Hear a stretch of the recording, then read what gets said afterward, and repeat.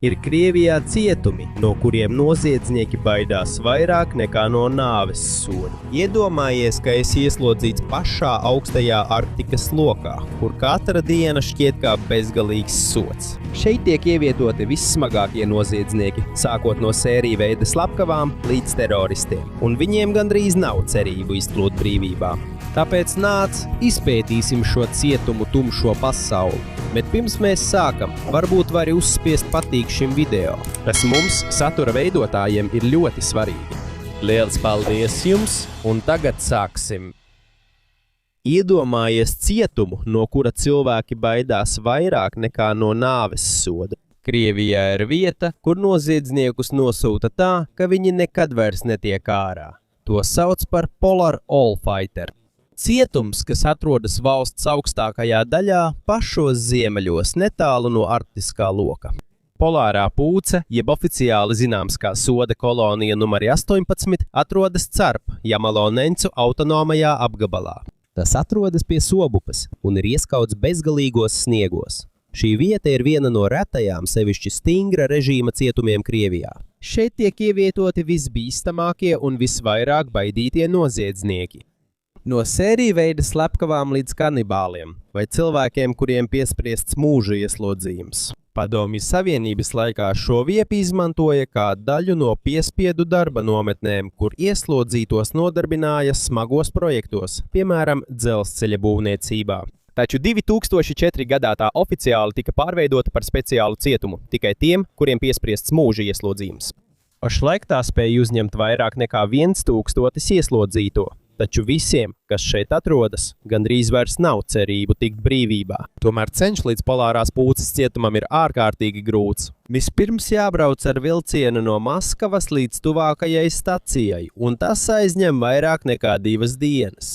Pēc tam vēl vairākus kilometrus jābrauc ar autobusu, pirms nonākt pašā cietumā. Jau pašā ceļojumā var sajust izolāciju un attālumu no civilizācijas. Cietuma iekšienē viss ir ļoti stingri noteikts. Ieslodzītie ir ieslēgti mazās kamerās, kas izgatavotas no biezām sienām un tērauda. Viņu laiks ārpus kameras ir ierobežots, un sarunas ar citiem gandrīz nav atļautas. Stingrais īpašais režīms cietumā ir izstrādāts, lai novērstu jebkādus beigšanas mēģinājumus un salauztu ieslodzīto garu. Turklāt šajā apgabalā klimats ir ļoti augsts. Ziemā temperatūra nokrīt līdz līmenim, ko cilvēkam ir grūti izturēt. Pat ja iekšā ir apkuras sistēma, ir daudz ziņojumu, ka tā nav pietiekama, lai mazinātu lielo augstumu. Cilvēkiem, kas šeit ieslodzīti, katra nakts šķiet kā bezgalīgs sods no dabas puses.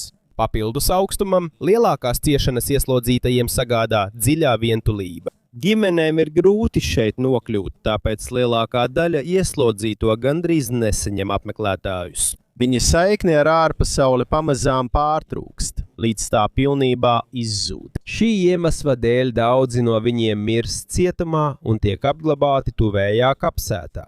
Patiesībā viņa ģimenes vairs neierodas pakaļ mirstīgajām atliekām, iespējams viņa smago grēku vai vietas attāluma dēļ. Krievijas noziedzniekiem spriedums tikt nosūtītam uz Polāro pūci tiek uzskatīts par vēl briesmīgāku nekā nāve. Saskaņā ar dažiem ziņojumiem daudzi ieslodzītie apgalvo, ka viņi labāk izvēlētos uzreiz beigt savu dzīvi, nekā ciest katru dienu šajā augstajā un izolētajā cietumā. Tikmēr cietuma priekšā ir liela kraukļa statuja. Simbols, kas it kā brīdina. Tiem, kas to redz, tas varētu izskatīties kā parasts dekors. Taču ieslodzītajiem šī statuja ir atgādinājums, ka viņi vairs nekad netiks ārā no turienes.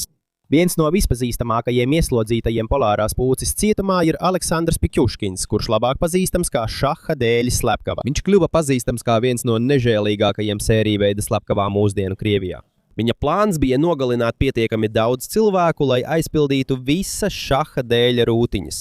Tas nozīmē 64 upuri. Tāpēc viņam tika piespriests mūža ieslodzījums, pēc tam, kad tika pierādīts, ka viņš nogalinājis 48 cilvēkus. Piķuškins ir pazīstams ar savu augstprātību. Kad žurnālisti viņam jautāja, ko viņš darītu, ja pēkšņi tiktu atbrīvots, viņš atbildēja: Pirmā lieta, ko es darītu, es nogalinātu 2 cilvēkus un izvarotu sievieti. Taču viņa attieksme mainījās, kad viņš nonāca polārajā pūcē. Pēc tam, kad viņš piedzīvoja ārkārtējo augstumu un nebeidzamo izolāciju, viņš atzina, ka labāk izvēlētos nomirt, nekā tur palikt ilgāk.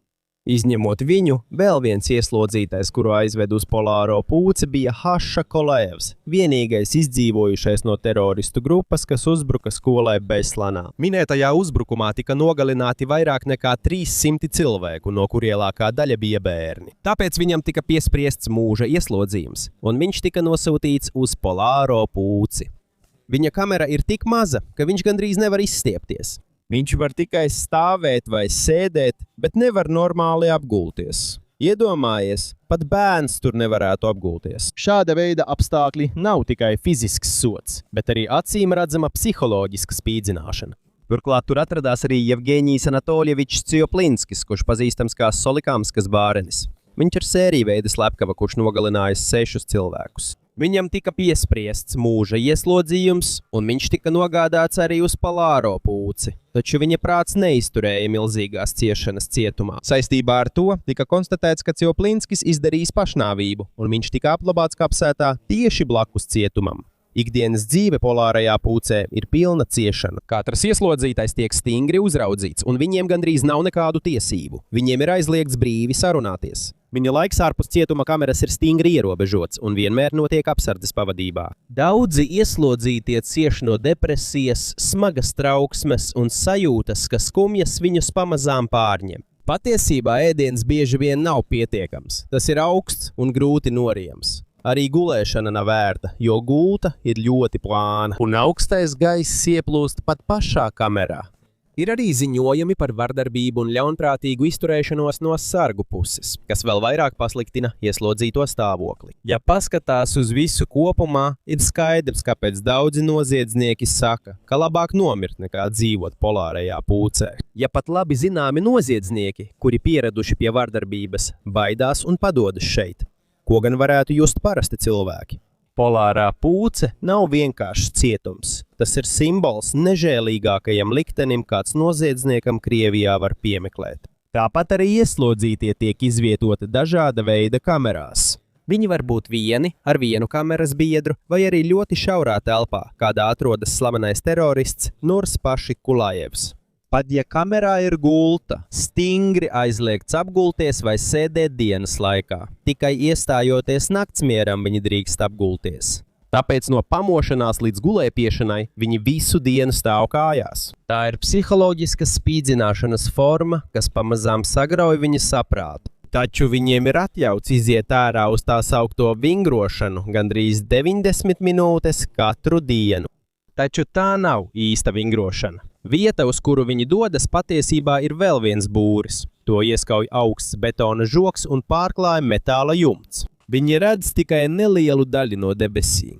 Kā jau iepriekš minēju, viena no nežēlīgākajām šīs cietuma pusēm ir klimats. Viņa formas tērpi ir plāni un gandrīz nemaz neaizsargā pret sniegu. Ja kāds no viņiem kustās, visa grupa tiek apšnakstīta ar ūdensmetēju, kas vēl vairāk atdzesē viņu ķermeņus. Atšķirībā no citām cietumnīcām, kur veidojas grupas vai bandas, šeit jebkāda veida saziņa ir aizliegta. Pat arī divvietīgās kamerās, kur ir vēl viens ieslodzītais, sarunāties ir aizliegts. Ja kāds tiek pieķerts, tiek piemērots smags sods. Pirmajos 10 viņa soda izciešanas gados viņiem nav atļauti apmeklējumi un ir aizliegts zvanīt pa tālruni. Tikai pēc 10 gadiem viņi drīkst satikt ģimeni, un tas ir atļauts tikai 1 reizi gadā. Saistībā ar to nav arī ēdnīcas vai vietas, kur ieslodzītie varētu pulcēties kopā. Ēdienu viņiem piegādā tieši uz kamerā. Gandrīz visu laiku viņi pavada kamerā. Ir klusums, un vienīgie cilvēki, ko viņi redz, ir apsargi. Šādas sistēmas mērķis ir skaidrs.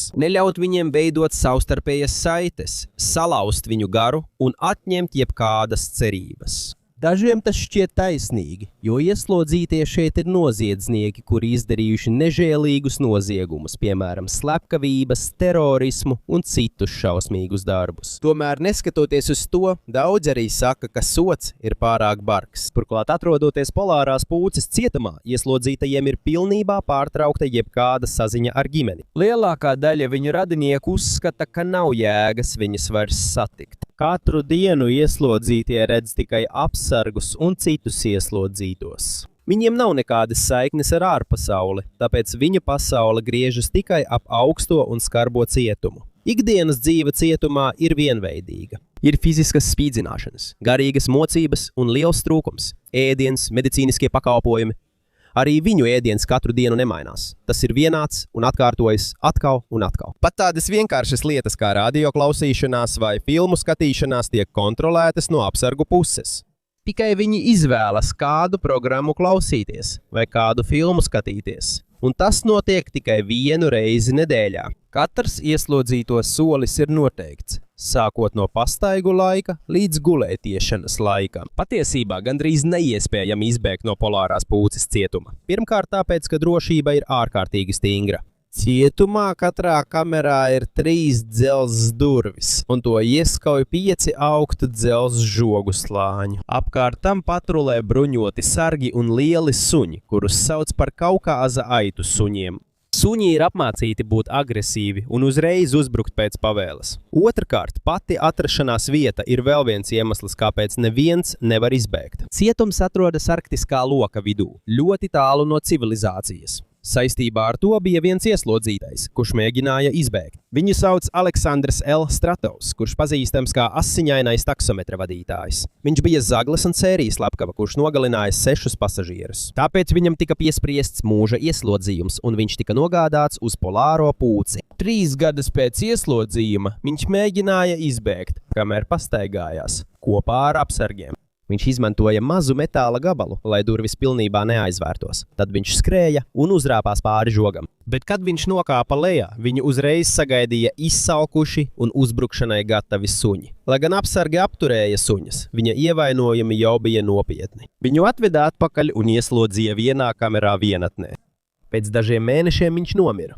Kopš tā laika neviens vairs neuzdrošinājās mēģināt izbēgt. Šī incidenta dēļ cietuma drošība tika vēl vairāk pastiprināta. Viņi uzstādīja vēl vairāk dzelzs žogu un pastiprināja apsardzi. Vēstījums bija skaidrs. Neviens nevarēs izbēgt no Polārās pūces. Tiem, kas šeit ieslodzīti, ir tikai 2 nākotnes iespējas. Dzīvot visu mūžu ļoti augstā klimatā, ciešot fiziskas un psiholoģiskas sodīšanas, vai arī izbeigt savu dzīvi bezcerības dēļ. Ne visi to iztur. Daudz izvēlās izbēgt savas ciešanas, izdarot pašnāvību. Turklāt ap cietumu ir maza pilsētiņa, kuras ekonomika gandrīz pilnībā balstās uz cietuma esamību. To sauc par cietuma pilsētu, jo gandrīz visi tur ir saistīti ar Polārās pūces darbību. Ārpusē esošajiem cilvēkiem tas ir tikai daļa no viņa kopienas. Bet ieslodzītajiem tas ir viņu pasaules gals. Turklāt Krievijas Ģamalas Ņencova augstajā tuksnesī atrodas cietums, no kura baidās tā nežēlības un smago dzīves apstākļu dēļ. Šī ir kolonija numur 3, jeb labāk pazīstama kā cietums Polārais vilks. Tieši pie Polārais vilks ieejas stāv vilka statuja, kas simbolizē šīs vietas nežēlību un skarbumu. Šī cietuma vēsture sākās jau Josifa Staļina laikā. To uzcēla ieslodzītie no bijušajiem nometnēm. Šī ir Gulaga nometne, kur tūkstošiem cilvēku tika piespiesti strādāt bīstamās vietās Sibīrijā. Jau no paša sākuma šī vieta tika uzskatīta par ciešanu centru, un līdz pat šai dienai tā ir pazīstama kā viena no nežēlīgākajām cietumiem visā Krievijas federālajā penitenciārajā sistēmā.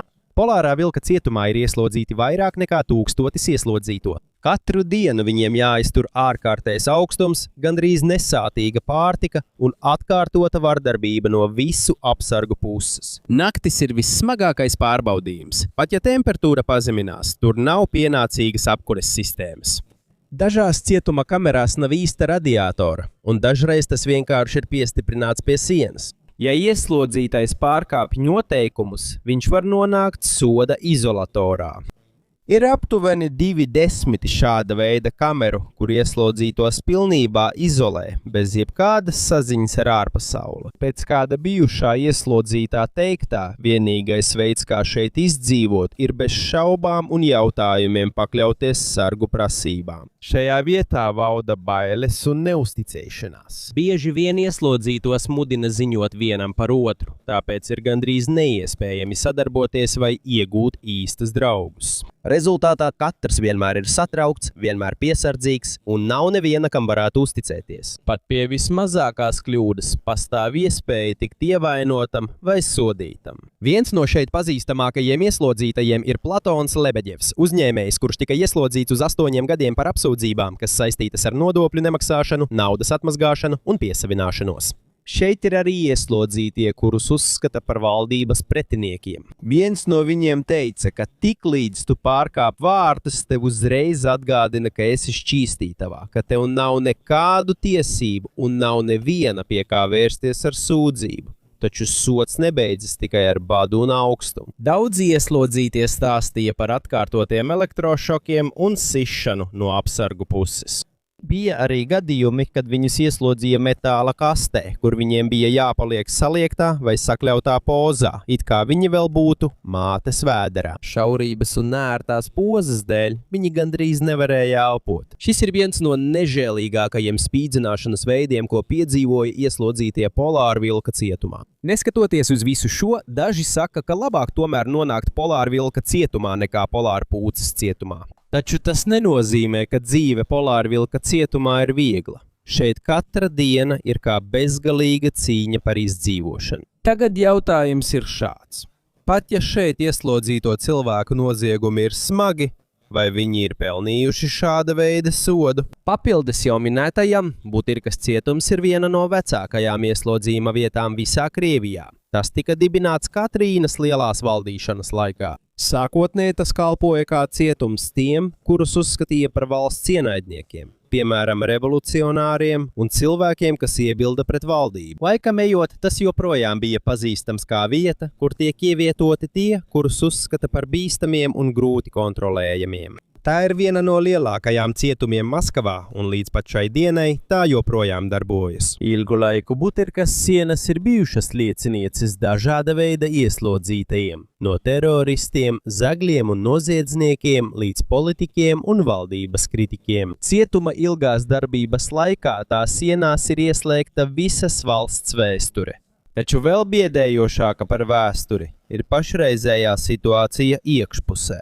Viena no lielākajām problēmām ir pārapdzīvotība cietumā. Tā ir paredzēta aptuveni 2000 cilvēku. Šī iemesla dēļ kameras bieži vien ir pārpildītas. Ir ziņots, ka vienā kamerā, kas sākotnēji paredzēta tikai 10 cilvēkiem, var atrasties vairāk nekā 100 ieslodzīto. Šādos apstākļos ieslodzītajiem kļūst gandrīz neiespējami dzīvot pienācīgu dzīvi cietumā. Papildus pārapdzīvotībai vēl viena problēma ir ārkārtējs karstums vasarā. Maskava vasarā piedzīvo augstas temperatūras, un cietuma iekšienē gandrīz nav ventilācijas.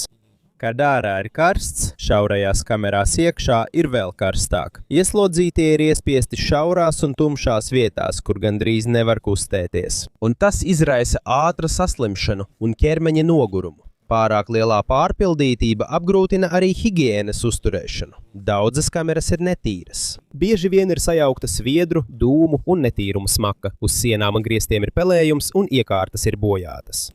Tāpēc slimības, piemēram, tuberkuloze un citas infekcijas, viegli izplatās. Pārāk lielā cilvēku skaita un pienācīgu medicīnisko pakalpojumu trūkuma dēļ daudzi ieslodzītie saslimst un vairs neatgūstas. Taču vēl sliktāk ir ziņojumi, ka ieslodzītie, īpaši narkomāni, joprojām spēj ievest aizliegtas narkotikas cietumā.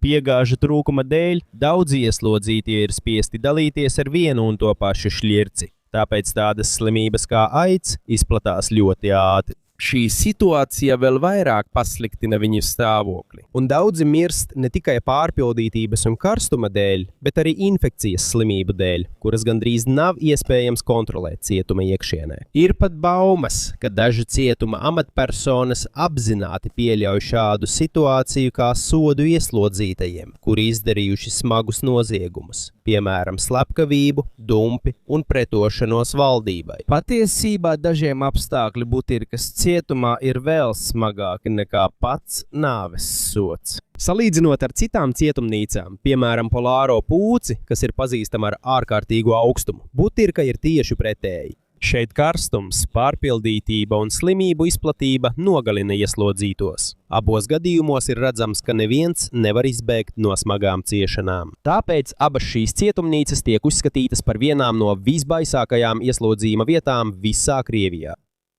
Tikmēr viens no biedējošākajiem stāstiem ir par 3 ieslodzītajiem – Anatoliju, Vladimiru un Borisu. Katram no viņiem ir smagu noziegumu vēsture, kas noveda pie mūža ieslodzījuma. Anatolijs tika notiesāts uz mūžu par vīriešu nogalināšanu tikai tāpēc, lai iegūtu viņa automašīnu. Un tas vēl nav viss. Viņš nogalināja arī vīrieša bērnus un kādu vecu cilvēku, kurš bija liecinieks viņa izdarītajam. Savukārt Vladimirs ir pazīstams kā Zaglis. Kādu dienu viņš iegāja dzīvoklī, lai zaktu, taču tur sastapa kādu pāri. Tā vietā, lai atkāptos, viņš nogalināja pāri ar cirvi un pēc tam paņēma viņu vērtīgās mantas. Tikmēr Boris sastrīdējās ar kādu kolēģi. Dusmu uzplūdā viņš ielauzās viņa mājā un nogalināja kolēģa māti un bērnu. Visi 3 jau iepriekš bija nonākuši cietumā. Viņi jau bija sodīti un vēlāk saņēma mūža ieslodzījumu. Taču pat ja cietumā valdīja stingrs režīms, viņi atrada iespēju. Kamēr viņi vingroja cietuma teritorijā, viņi pamanīja nelielu caurumu zemē. Tur arī sākās viņu plāns. Izmantojot tikai savas rokas, viņi raka katru dienu. Lai viņiem būtu lielākas izredzes izbēgt, viņi nopirka karti no viena apsarga apmaiņā pret $1000. Pēc garām noguruma pilnām dienām viņiem tiešām izdevās izbēgt. Taču viņu brīvība neilga ilgi. Vladimirs un Anatolijs tika atkal notverti pēc 3 nedēļām. Savukārt Borisam izdevās palikt brīvībā ilgāk. Taču arī viņu notvēra pēc gada, kad viņš mēģināja apzagt veikalu. Galu galā viņi visi atgriezās cietumā. Tagad apskatīsim vienu no pazīstamākajiem Krievijas cietumiem – Baltā Gulbja cietumu. Tas atrodas Permas novadā un tiek uzskatīts par vienu no drošākajiem cietumiem valstī. Kad tas tika atvērts, tas bija paredzēts politiskajiem ieslodzītajiem. Taču tas pilnībā kļuva par vietu tiem, kas notiesāti uz mūžu. Kopš tā laika neviens ieslodzītais nav izgājis no šejienes brīvībā. Atšķirībā no citām pārpildītām cietumiem, Baltā Gulbja cietumam ir liela ietilpība, taču tas joprojām nav pilns. Neskatoties uz to, tas nenozīmē, ka dzīve iekšā ir viegla. Nosaukumam Baltā Gulbja ir 2 izcelsmes. Pirmkārt, tas ir saistīts ar spilgti balto krāsu. Otrakārt, ar neparasto veidu, kā tiek pārvietoti ieslodzītie. Kad viņi tiek pārvietoti no vienas vietas uz citu, viņiem ir stipri jāpieliecas. Rokas ir saslēgtas dzelžos aiz muguras un stāja atgādina gulbja izskatu. Šādā pozīcijā viņi nevar nodarīt pāri apsargiem vai izraisīt nekārtības. Baltajā Gulbjā ieslodzītajiem tiek pilnībā pārtraukta saziņa ar ārpasauli. Viņiem nav televizora, viņi nedzird radio un viņi arī nesaņem apmeklētājus. Vienīgais, ko viņi redz, ir citi ieslodzītie un stingrie sargi. Tikmēr daudzi jautā, vai šāda veida sodīšana ieslodzītajiem patiešām ir cilvēcīga. Bet, kad uzzini viņa noziegumu smagumu, saproti, ka tas ir neliels sods salīdzinājumā ar kaitējumu, ko viņi ir nodarījuši. Viens no zināmākajiem piemēriem ir Dmitrijs Binogrādovs, bijušais advokāts, kurš pēkšņi kļuva par masu slepkavu, pēc tam viņu pameta kolēģi. Viņš ir atbildīgs par tā saukto Maskavas apšaudi, kurā gāja bojā 6 cilvēki. Tāpēc viņam ir lemts pavadīt visu savu atlikušo dzīvi cietumā, ko sauc par Balto Gulbi. Tur atrodas arī Dmitrijs Karimovs, kurš labāk pazīstams kā betona izstrādājumu maniaks. Viņš izvaroja 10 sievietes un dažas no viņām nogalināja. Šī ir viena no lietām, kas satricināja Krieviju viņa nežēlības dēļ pret nevainīgajiem upuriem. Šeit ir arī Genādijs Serebreņikovs, bijušais majors iekšlietu ministrijā. Kad viņa dēls tika iesaistīts slepkavībā, viņš izvēlējās nogalināt visus lieciniekus, lai viņu glābtu. Turklāt viņš nogalināja pat sava dēla sievu. Pašlaik viņš ir tāds pats kā pārējie nežēlīgie noziedznieki, kas ieslodzīti Baltajā gulbī līdz savam pēdējam elpas vilcienam. Tāpat arī Baltajā gulbī ieslodzītie izjūt ne tikai fiziskos sodus, bet vēl vairāk – spēcīgo psiholoģisko ietekmi. Kameras tiek stingri uzraudzītas, un katra ieslodzītā kustība tiek kontrolēta. Saskaņā ar ziņojumiem šeit noteikumi ir ārkārtīgi stingri. Ir psihologs, kurš ir īpaši norīkots, lai pētītu katru ieslodzīto un sadalītu viņus pa grupām tā, lai viņu raksturi nesaskartos. Tās mērķis ir novērst pilnīgu ieslodzīto sajukšanu prātā. Fakts, ka šāda sistēma vispār ir nepieciešama, parāda, cik liela spriedze valda iekšpusē. Lai gan viņu ikdienas dzīve ir skumja, viņiem tiek dots kaut kas mazs. Viņiem ir atļauts staigāt 1 stundu dienā un reizi nedēļā 10 minūtes nomazgāties. Viņiem ir arī piekļuve nelielai bibliotēkai un cietuma veikalam, kur viņi var iegādāties dažas nepieciešamās lietas. Taču, ja Baltais gulbis jau ir ļoti stingrs, tad vēl biedējošāks ir cietums, ko sauc par Melno delfīnu.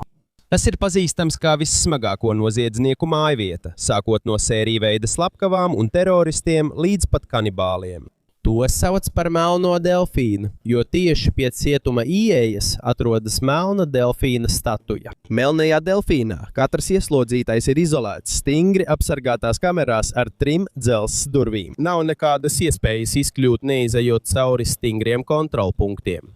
Katru dienu viņiem tiek atvēlētas tikai 90 minūtes vingrošanai, kamēr viņu kameras tiek pārbaudītas no apsargiem, lai pārliecinātos, ka nav nekādu nelegālu priekšmetu. No pamošanās līdz gulētiešanas laikam viņiem ir aizliegts sēdēt vai gulēt savās gultās. Viņiem jāpaliek stāvus, jo ik pēc 15 minūtēm apsargi apiet apkārt, lai pārliecinātos, ka viņi ievēro noteikumus. Tas kalpo kā veids, lai viņi nevarētu plānot bēgšanu vai jebkādas slepenas darbības.